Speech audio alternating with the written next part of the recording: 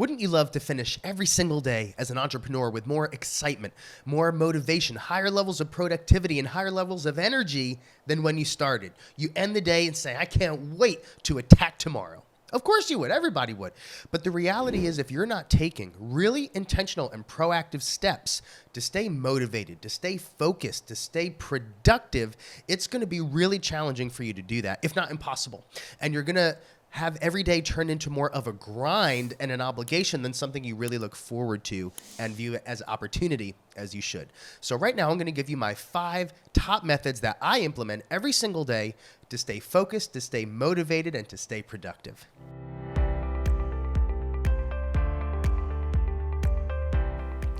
These 5 things are going to be a game changer for you when you implement them. I'm going to tell you exactly how I do it, give you the blueprint so that it's impossible to fail for you.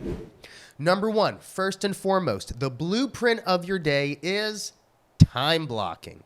Now, I'm not going to do a super deep dive on time blocking right now because I've already done that in this video right here on time blocking here on my YouTube channel. So when this video is done, I encourage you to click that link. Watch my video on time blocking because I really give you the blueprint, understanding exactly how to do it, how to implement it so you can start time blocking and be more productive. The best part about time blocking is when you stick to it, when you implement it, it allows you to stay more productive and it allows you to stay more in control. See, when I talk to entrepreneurs throughout the day or that I coach, whether they're large teams of people or even individuals, solopreneurs, entrepreneurs that don't have a big team yet and they're just going about their day, feeling overwhelmed is a super common thing that I hear. Raise your hand if you have ever felt overwhelmed in your day. Yeah? Like you're very reactive. You're putting out fires. You got this going on. You got that going on. You're drowning in work. You don't see a light at the end of the tunnel. Can you relate to that? I bet you can. I certainly can. I've been there before, but I'm not there anymore because I remain in control of my day thanks to time blocking. See, when you feel overwhelmed, when you feel out of control, like you're not maintaining productivity and focused on the things that you really need to be doing, I bet it's because you're very reactive to what's happening in your day. And for sure, once you start gaining some traction, gaining some momentum, your business is up and running, it is all too easy to be very busy without being productive. I mean, have you ever had a day, like a 12, 13-hour day, and you plop down on the couch at the end of the day and you say, oh, wow, what a busy day. I can't believe how busy I was. And someone says, hey, how was your day? And you say, oh, it was so busy. But then the dust settles and you start thinking about it and you go, you know what? It was really busy, but it wasn't productive. I didn't actually move the needle any closer to accomplishing my goals, to making new money, to furthering my progress or doing bigger and better things. I was really just reacting to things all around me all day. I actually wasn't proactive at all today. And it's such a bummer because you can't get that time back. And what a waste of energy, mental energy and stress that you go through when you're reactive. Trust me, I've been there. I'm not there anymore because I've implemented these techniques. By implementing a time-blocked schedule, everything has its designated time during the day that you can get that thing done, whatever it is that you're trying to do. And when you wake up and you say, okay, here's what I'm doing for these next 2 hours. Here's what I'm doing for this next 30 minutes. I have my goals written down. I know exactly what I need to do. I'm going to stay focused and do those things and not let anything get in my way. And I've also built in buffer time so that if something does come up I have to react to, I'm not going to stress about it because I've built that time into my day.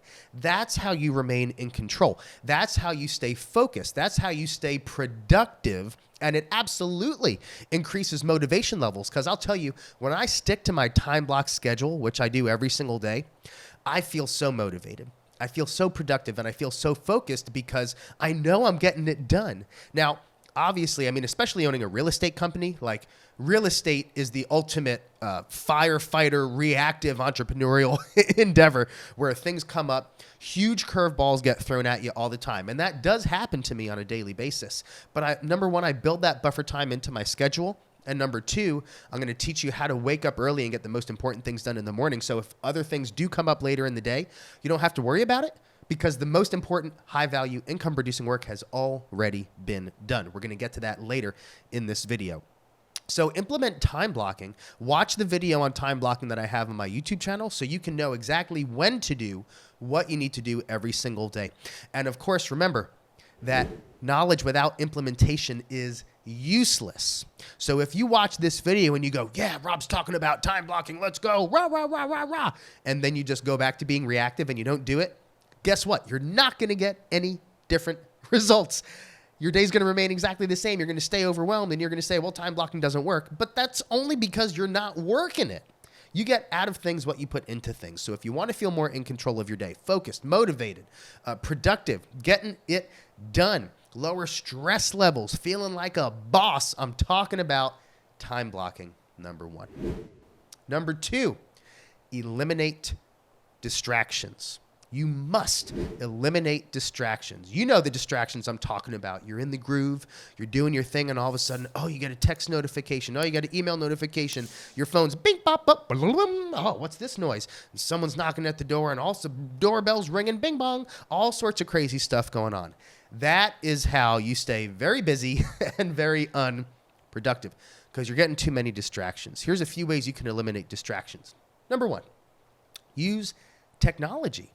These days, it is easier than ever to eliminate distractions. There's a lot of, it's kind of a double-edged sword, so to speak, right now, because it's easier than ever to be distracted, but it's also easier than ever to eliminate distractions if you can utilize technology. See, it's easier than ever to be distracted if you don't have your do not disturb mode on, if you're not maintaining a level of focus and you're allowing all these interruptions to come in. Because make no mistake about it, if you're being distracted, it's because you are letting it happen. I'm going to say that again. If you're being distracted, it's your fault. 9.5 times out of 10, it's your fault. And if you're saying, no, Rob, you don't get it. You don't know what I do. Trust me. Stop having the victim mentality. I know what you do. I know what it's like to be busy. I own 3 different businesses. I'm busy all day. Trust me, I know what it's like. But when people say, Rob, how do you get so much done? Even just this week, when people have asked how my year was and what my goals are, and I tell them, they say things like, slow down. How do you do all that? Do you ever sleep? Yes, I do, but I know how to stay focused. I can get so much done because I eliminate distractions and I get it done without any excuses. So take ownership, take accountability, eliminate the victim mentality, and realize that it's up to you to eliminate distractions. Now, I used to be that person that said, but I have no choice. I have to allow these distractions to come in. I have to allow people to text me and call me and email me and all this stuff, and I need to respond immediately, otherwise I'm not doing a good job. And that is simply not the case. And I'm going to tell you how that is not the case in these steps. So number one, use technology. For example, I have an iPhone, Mac software. They have all these focus modes. Do not disturb. Driving, of course, you shouldn't be distracted when you're driving, but you can even make custom focus mode. So, for example, I created my own work mode, my work focus. And when I'm working, I simply put on work focus, and work focus is also set to automatically go on. That matches up with my time blocking. So the cool thing is when I step into my office every morning, it's already on work focus mode. No one can distract me because I've automated this simply by just a couple minutes one time in the settings. That work mode goes on. No one can get in touch with me except for my wife, my business manager, and my director of sales.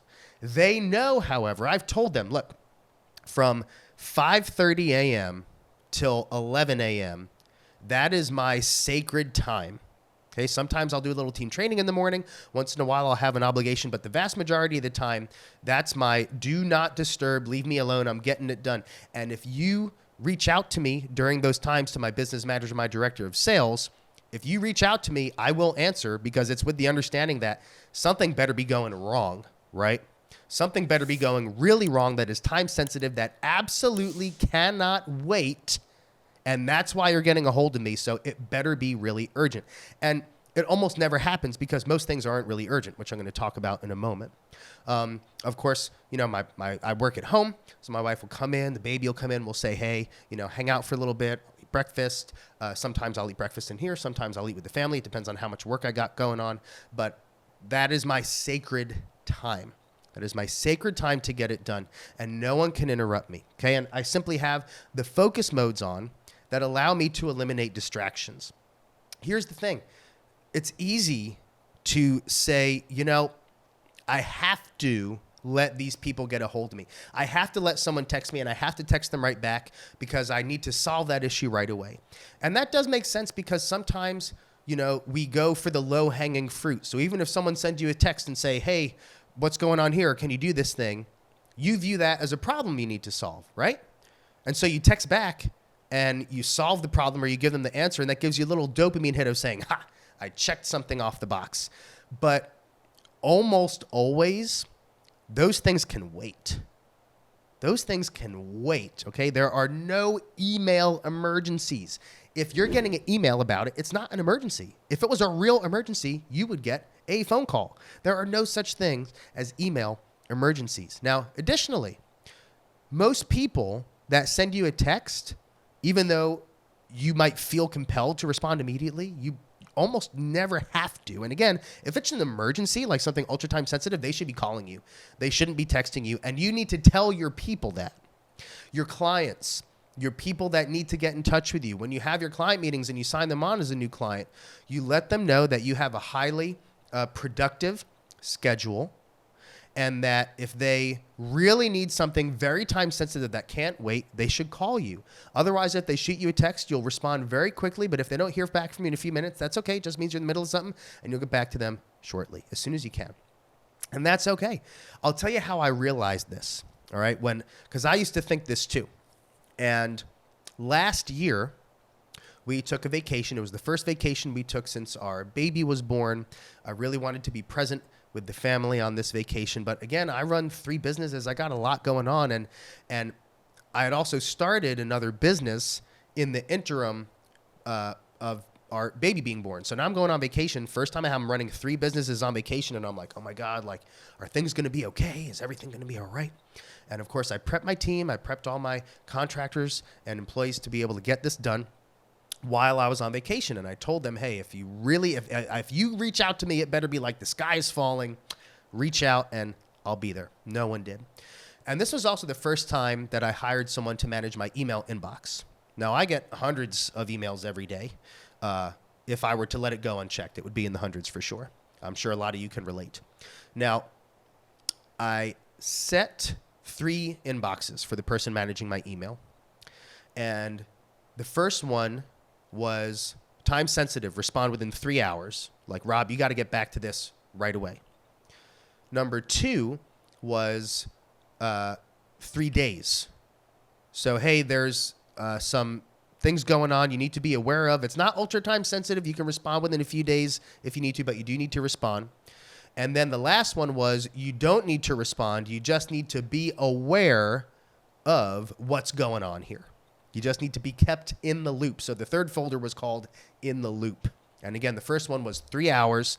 The second one was not as time sensitive, but I still need to respond. And the third one was just keeping me in the loop. And so a couple times a day, like once around late afternoon and then again in the evening, I just pop my phone real quick, check my email, and look in that 3-hour folder. You know what happened?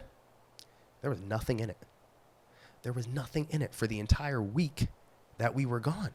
There were no emails in that folder. Now, I had trained that person to be able to respond on my behalf if they really need it. But I trained my team to keep things going. But I was expecting so many things to be in that, oh my gosh, you got to respond right away folder. And you know what? Nothing was. Nothing was at all. And so I was able to respond to those emails. I think I responded to some emails once during the whole vacation just to keep things moving along, and that, hey, not as urgent, but it is requiring your response folder, that number 2 folder. But that was a real eye-opener for me, like, hey, these emails aren't as urgent as I think they are, you know? And so the reality is that all of the distractions that you perceive as extremely time-sensitive, most of them really aren't. Your clients are going to be okay if you get back to them a little bit later rather than right now, unless it's super time-sensitive, in which case, again, they should be calling you. So realize that by eliminating distractions, by using technology, by letting people know of your schedule, by making sure that you are protective of your time and focus is going to be a game changer for you. And you're going to feel so productive, so motivated, so excited because you're going to be getting it done. You're going to be like, wow, I can't believe how much I'm getting done today, because you're protecting your time and eliminating distractions. Number 3 is you're going to take a brief break every hour if you can. I'm talking about, like, even if it's just 2 to 3 minutes. Even if it's just 2 to 3 minutes, take a brief break. Now, this is a tip I got from Brendan Burchard's High Performance Habits, outstanding book. I highly recommend that you read it. He talks about the fact that each hour you just got to take a couple minutes, and that has been amazing for me.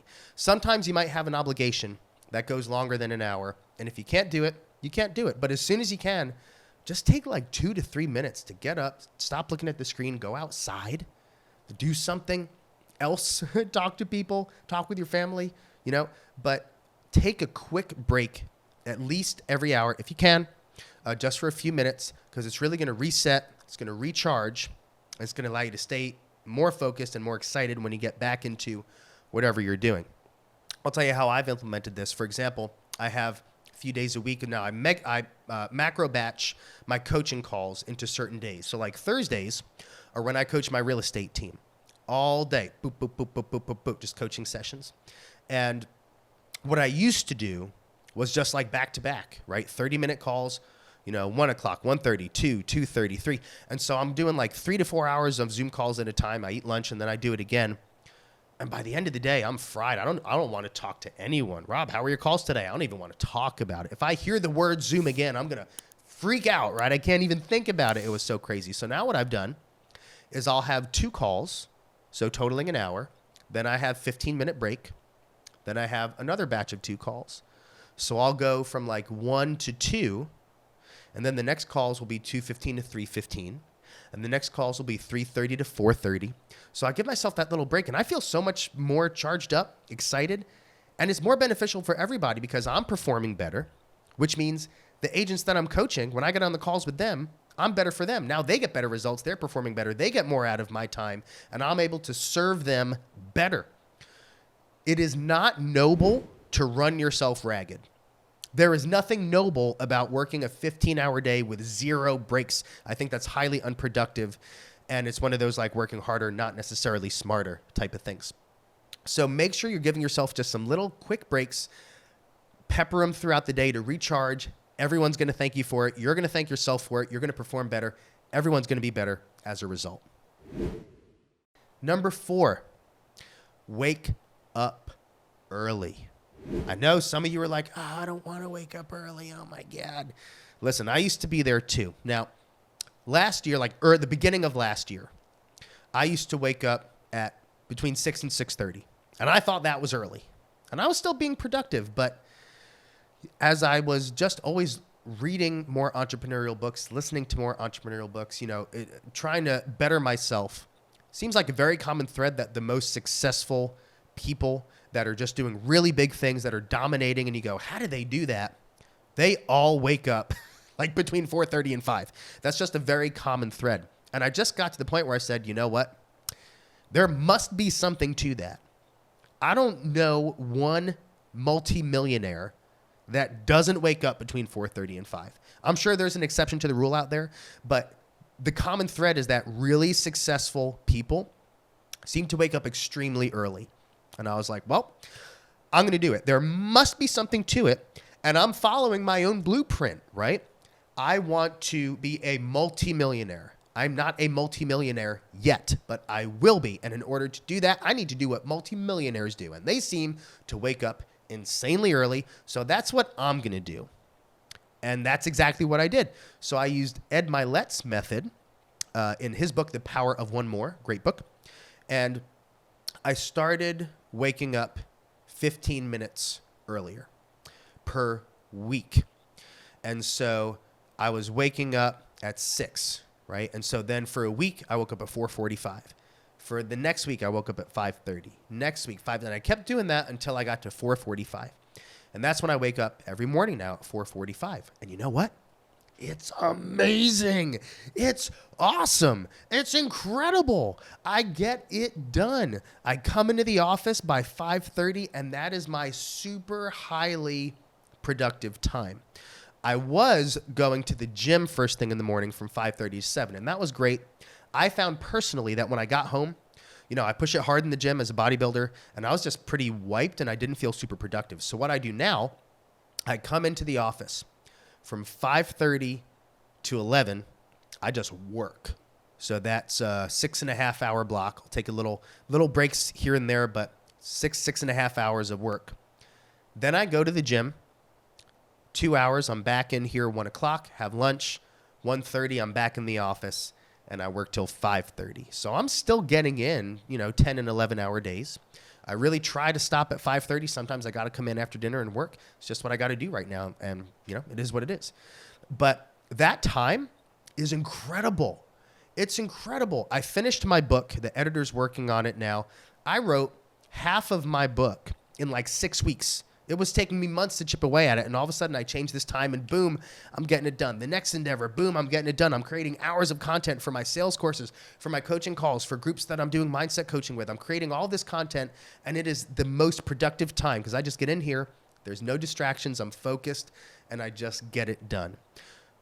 If you want to be able to do more, add more hours to the day by waking up earlier. We all have the same 24 hours in the day. When you look at, Elon Musk, Grant Cardone, Ed Milet, Michael Burt, all these people that are just like, how do they do that? Oprah, right? How are they doing what they're doing? How do they fit all this into the day? It's because they wake up early. They wake up early and they add more hours to the day. And I have found my life has dramatically changed. My income has changed, my productivity, my focus, my mindset. I feel great because I'm so productive during that time. I can get more done in that day. Now, real quick, before we go to the last step, I'm going to give you a little sidebar here on sleep. Because people ask me, well, if you're waking up early, how much sleep are you getting? Because some people out there are like, hey, man, 4 hours of sleep is all you need. Now, I'm not a doctor. I'm not a sleep expert. There's a lot we don't know about sleep. But I'll tell you this. There is no shortage of data that proves that 7 to 8 hours of sleep is good. And that, that like 5 to 6 hours of sleep routinely over long periods of time is detrimental. That's my opinion on it. And there are people out there for sure that probably sleep 4 hours a night and say, I succeed sleeping 4 hours a night. Now, in my opinion, and again, this is some insight I gleaned from High Performance Habits, those people are not succeeding because they sleep 4 hours a night. They succeed in spite of sleeping 4 hours a night, right? And so I'm in bed by 9:30 to 10 every night. I wake up at 4:45. So in that instance, I'm getting, that 7.5 hours of sleep each night. But I think if you're going to bed at 11 or 12, you're waking up at 4 or 5, over time, I think you're going to suffer for that, and you will perform better with better sleep. So it's my opinion there. Wake up early. It's going to be great. Last one, number 5, as we wrap this up, celebrate wins. You got to celebrate your wins during the day. Whenever we have a big win, I launch a new product, I get a new gig, I have a deal closing, we go out to dinner. Doesn't have to be a super big fancy thing or we'll do something, but even if it's just a smaller win during the day that I'm like, yeah, I share that win, give myself a little pat on the back, good job, man, and then we get back into it. That's good. You got to celebrate the wins.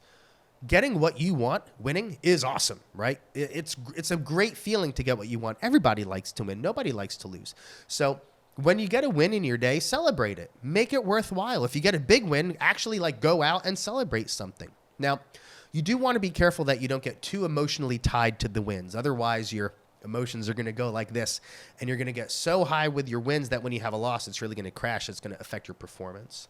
You want to do your best to remain cool, calm, and collected no matter what happens. But celebrating wins, I have found, is really helpful to add some good positivity and motivation to keep going. Now, if you implement all those things, let's review. Number 1, time blocking. Number 2, eliminate distractions. Number 3, take little breaks throughout the day. Number 4, wake up early. 5 a.m. is the latest, okay? And number 5, celebrate your wins. You do those things, you're going to be more productive, more motivated, more excited, more focused. You're going to get so much done. You're going to be absolutely shocked at the amount of productivity you can pack into a single day. And I guarantee you, once you see the results, you're going to be addicted to it, and you can't imagine living any other way. You're going to say, I can't believe how unproductive and how distracted I used to be. Now that I'm implementing these 5 things that Rob told me, my day is awesome. I love it. It's just game changer. I'm so productive. So again, you do these 5 things, it will be impossible to fail because you're going to maintain that productivity, the motivation, the excitement, and you're going to be ready to attack tomorrow because you're going to view it as an opportunity to be equally as productive rather than a reactive grind that you have to get through. Make sure to check out other videos right here on this channel at robstein.tv to learn how to be more productive, how to take control of your day and make it impossible to fail.